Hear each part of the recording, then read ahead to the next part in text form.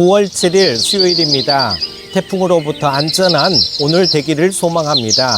함께 묵상할 말씀은 창세기 20장 1절에서 18절입니다. 아브라함이 거기서 네게부 땅으로 옮겨가 가데스와 술 사이 그랄에 거류하며 그의 아내 사라를 자기 누이라 하였으므로 그랄 왕 아비멜렉이 사람을 보내어 사라를 데려갔더니 그 밤에 하나님의 아비멜렉에게 현몽하시고 그에게 이르시되 내가 데려간 이 여인으로 말미암아 내가 죽으리니 그는 남편이 있는 여자임이라.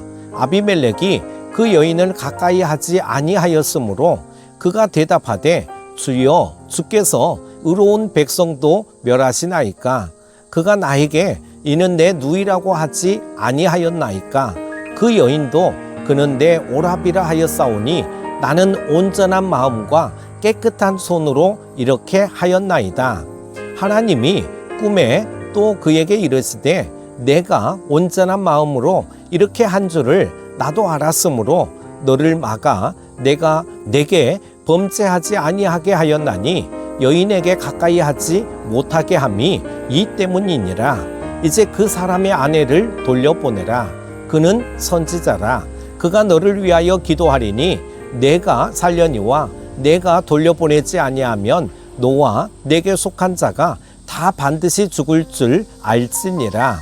아비멜렉이 그날 아침에 일찍이 일어나 모든 종들을 불러 그 모든 일을 말하여 들려주니 그들이 심히 두려워하였더라. 아비멜렉이 아브라함을 불러서 그에게 이르되 내가 어찌하여 우리에게 이렇게 하느냐? 내가 무슨 죄를 내게 범하였기에 내가 나와 내 나라가 큰 죄에 빠질 뻔하게 하였느냐? 내가 합당하지 아니한 일을 내게 행하였도다 하고 아비멜렉이 또 아브라함에게 이르되 내가 무슨 뜻으로 이렇게 하였느냐? 아브라함이 이르되 이곳에서는 하나님을 두려워함이 없으니 내 아내로 말미암아 사람들이 나를 죽일까 생각하였음이요. 또 그는 정말로 나의 이복 누이로서 내 아내가 되었음이니라. 하나님이 나를 내 아버지의 집을 떠나 두루 다니게 하실 때에 내가 아내에게 말하기를 이후로 우리가 가는 곳마다 그대는 나를 그대의 오라비라 하라. 이것이 그대가 내게 베풀 은혜라 하였소노라. 아비멜렉이 양과 소와 종들을 이끌어 아브라함에게 주고 그의 아내 사라도 그에게 돌려보내고 아브라함에게 이르되 내 땅이 내 앞에 있으니 내가 보기에 좋은 데로 거주하라 하고 사라에게 이르되 내가 은 1000개를 내 오라비에게 주어서 그곳으로 너와 함께한 여러 사람 앞에서 내 수치를 가리게 하였노니 내 일이 다 해결되었느니라. 아브라함이 하나님께 기도하매 하나님이 아비멜렉과 그의 아내와 여종을 치료하사 출산하게 하셨으니 여호와께서 이왕에 아브라함의 아내 사라의 일로 아비멜렉의 집에 모든 태를 닫으셨음이더라. 아멘. 창세기 20장으로 넘어오면서 소돔과 고모라에 대한 말씀에서 이삭의 출생에 대한 이야기로 주제가 바뀝니다. 하지만 곧바로 이삭의 출생으로 넘어가는 것이 아니라 이삭의 출생에 장애가 될 수 있는 사건, 그리고 과거의 애굽에서 일어난 일과 흡사한 상황이 먼저 등장합니다. 아브라함은 그랄 지역에 살면서 그곳 사람들에게 자기의 아내를 누이라고 속이는 죄를 범했습니다. 그 결과 그랄 왕 아비멜렉에게 아내를 빼앗길 위기를 맞이하게 된 것입니다. 아브라함은 이처럼 반복되는 죄로 위기를 맞지만 하나님은 계속 그에게 은혜를 베풀어 주셨습니다. 연약한 죄인들을 향해 부어주시는 하나님의 은혜는 어떤 모습으로 나타날까요? 먼저 위기에서 벗어나게 하십니다. 사라를 아브라함의 누이로 알고 있던 아비멜렉은 그녀를 궁으로 불러들입니다. 그러자 그날 밤 하나님이 아비멜렉의 꿈에 나타나셔서 그녀가 아브라함의 아내이니 돌려보내라고 경고하셨습니다. 하나님은 아브라함이 처한 위기를 보셨습니다. 아브라함이 스스로 위기를 자초한 것임에도 하나님은 그가 위기에서 벗어나도록 개입하셨습니다. 하나님은 아브라함을 위기에서 건지셨을 뿐 아니라 그의 아내 사라를 보호하셨습니다. 아브라함이 위기를 자초한 것처럼 우리가 인생에서 경험하는 고난과 위기도 대부분 우리의 죄와 실수 때문입니다. 모세는 자기의 혈기대로 사람을 죽였다가 광야로 도망가는 신세가 되었고, 선지자 요나는 니느웨로 가라는 하나님의 말씀에 불순종했다가 물고기 뱃속에서 3일을 지내야 했습니다. 우리도 날마다 연약함으로 인해 어려움에 직면하고 있습니다. 과도한 소비 때문에 생활고에 시달리기도 하고, 다른 사람을 함부로 험담하는 습관으로 심각한 갈등을 경험하기도 합니다. 그런데 하나님은 이처럼 연약한 우리를 찾아오셔서 우리를 위기에서 벗어나게 하실 뿐 아니라 근본적으로 우리를 고쳐주십니다. 그러므로 인생에 닥친 위기에서 벗어나고자 한다면 주저하지 말고 하나님의 도우심을 바라고 기도하십시오. 죄인들에게 한없는 은혜로 응답하시는 사랑의 하나님이 우리를 만나주시고 우리를 변화시켜 참된 평강과 안식을 경험하게 하실 것입니다. 두 번째로 주의 영광을 위해 쓰십니다.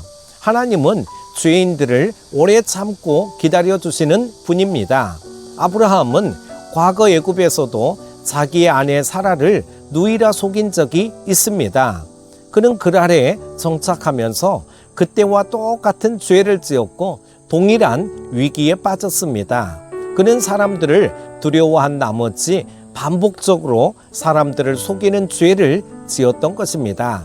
그런데 그의 위기를 해결하기 위해 아비멜렉의 꿈에 나타나신 하나님은 아브라함을 계속 선지자로 부르시고 그를 중보자로 인정하셨습니다. 아브라함의 죄에도 불구하고 하나님은 그를 포기하지 않으셨고 그를 향한 약속을 거두지 않으셨습니다. 수많은 시를 기록한 다윗은 하나님의 사랑을 깊이 깨달은 사람이었습니다. 그는 우리아의 아내 밧세바를 데려와 범한 후에 그녀가 임신하자 우리아를 전쟁터에 보내 죽게 했습니다.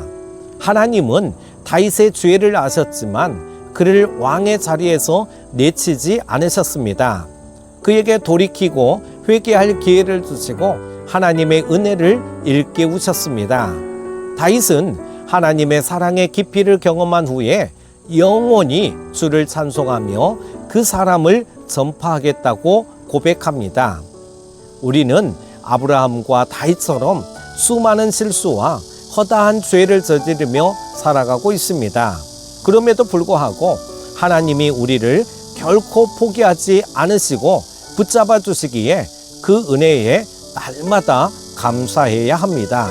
그리고 하나님의 말씀에 순종하며 하나님의 사랑을 세상에 전하는 일에 최선을 다해야 합니다. 사랑하는 큐티 가족 여러분, 때때로 우리는 연약함 때문에 자신과 다른 사람을 위기에 빠뜨리고 상처를 입힐 때가 있습니다. 그런 우리 자신을 보는 것은 절망스럽고 고통스러운 일입니다. 하지만 이처럼 연약한 우리를 하나님은 절대 포기하지 않으십니다. 그러므로 우리의 허물이 보일 때마다 낙심하기보다 하나님께 나아가야 합니다. 하나님은 우리가 순종의 길을 걷도록 힘을 주실 것입니다. 오늘 하루도 내 삶에 개입하시는 하나님을 만나시는 여러분 다 되시기를 축복합니다. 태풍 흰남노로 인하여서 큰 피해가 없으시기를 바라고 항상 평안한 삶이 되실 수 있기를 축복합니다. 오늘 하루도 승리하십시오. 기도합니다. 하나님 아버지, 아브라함의 부족함과 약점에도 불구하고 끝까지 사랑하시는 하나님의 은혜와 사랑을 깨닫게 됩니다. 내버려 두고 방관하고 계시는 분이 아니라 개입하시고 아비멜렉 왕의 꿈에까지 나타나 일하시는 하나님이신 줄로 믿습니다. 오늘도 하나님의 일하심을 보게 하시고 느끼게 하여 주옵소서. 영적으로 민감하게 하옵소서. 오늘도 내 삶에 개입하셔서 일하시는 주님을 찬양하며 예수님의 이름으로 기도드립니다. 아멘.